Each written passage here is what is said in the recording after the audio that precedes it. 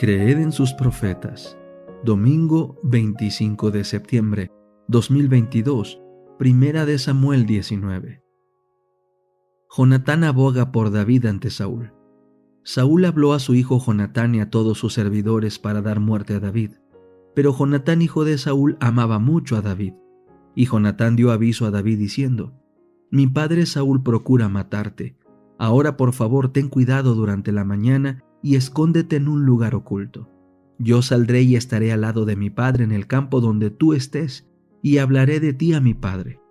Si percibo algo te lo avisaré. Jonatán habló bien de David a su padre Saúl y le dijo: No peque el rey contra su siervo David, porque él no ha cometido ningún pecado contra ti. Al contrario, sus obras te han sido muy beneficiosas. Él arriesgó su vida cuando mató al filisteo, y el Señor dio una gran victoria a todo Israel. Tú lo viste y te alegraste. ¿Por qué pues pecarás contra sangre inocente dando muerte a David sin motivo? Al oír Saúl la voz de Jonatán juró: Vive el Señor que no morirá. Entonces Jonatán llamó a David y le declaró todas estas palabras. Jonatán presentó a David ante Saúl, y David estuvo delante de él como antes. Mical salva la vida a David. Volvió a haber guerra, y David fue y combatió contra los filisteos. Él les ocasionó una gran derrota, y huyeron ante él.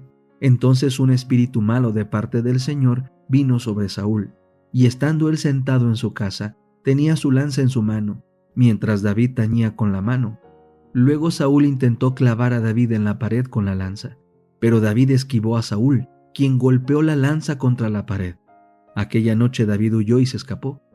Saúl envió mensajeros a la casa de David para que lo vigilaran y le dieran muerte a la mañana siguiente. Pero Mical, su mujer, avisó a David diciendo: Si no salvas tu vida esta noche, mañana estarás muerto. Entonces Mical descolgó a David por una ventana, y él se fue, huyó y se escapó. Después Mical tomó un ídolo doméstico y lo puso sobre la cama, acomodándole a la cabecera una almohada de cuero de cabra y cubriéndolo con la ropa. Y cuando Saúl envió mensajeros para que prendieran a David, ella respondió: Está enfermo. Saúl volvió a enviar mensajeros para que vieran a David diciendo: Tráiganmelo en la cama para que lo mate. Entraron los mensajeros, y aquí que el ídolo estaba en la cama, y una almohada de cuero de cabra a su cabecera. Entonces Saúl preguntó a Mical: ¿Por qué me has engañado así y has dejado ir a mi enemigo, de modo que se escapase? Mical respondió a Saúl: Porque él me dijo: Déjame ir, porque si no, te mato. David huye a Nayot en Ramá. David huyó, se escapó y fue a Samuel en Ramá, y le dijo todo lo que Saúl le había hecho. Entonces él se fue con Samuel, y habitaron en Nayot. Luego avisaron a Saúl diciendo: He aquí que David está en Nayot en Ramá. Y Saúl envió mensajeros para que prendieran a David. Estos vieron a un grupo de profetas que estaban profetizando, y a Samuel que estaba allí y los presidía. Entonces el Espíritu de Dios vino sobre los mensajeros de Saúl, y ellos también profetizaron. Cuando le informaron a Saúl, envió otros mensajeros, los cuales también profetizaron. Saúl envió mensajeros por tercera vez, y estos también profetizaron. Finalmente, él mismo fue a Ramá, y al llegar al gran pozo que está en Secú, preguntó diciendo: ¿Dónde están Samuel y David? Y le respondieron: He aquí que están en Nayot en Ramá. Fue a Nayot en Ramá, y también sobre él vino el Espíritu de Dios, e iba profetizando hasta que llegó a Nayot en Ramá. Él también se despojó de su ropa, y se puso a profetizar de la misma manera delante de Samuel.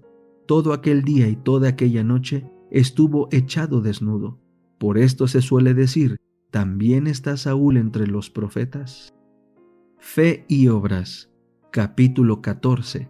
La experiencia de la justificación por la fe es delineada. Parte de un artículo que apareció en la Review and Herald 4 de noviembre de 1890, con el título Cristo, el camino de la vida, publicado en Mensajes Selectos. Jesús vino a Galilea predicando el Evangelio del reino de Dios, diciendo: El tiempo se ha cumplido y el reino de Dios se ha acercado.